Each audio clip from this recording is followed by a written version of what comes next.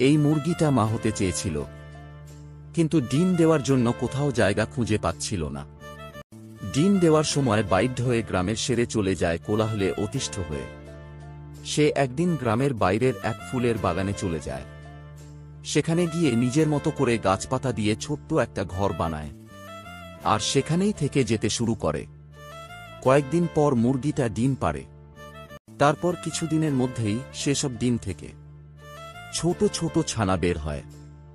মা মুরগি তখন ছানাগুলোর খাবারের খোঁজে আবার গ্রামে ফিরে আসে, কিন্তু হঠাৎই এক ভয়ঙ্কর কুকুর তার উপর আক্রমণ করে, আর শেষমেশ মুরগিটাকে মেরে ফেলে।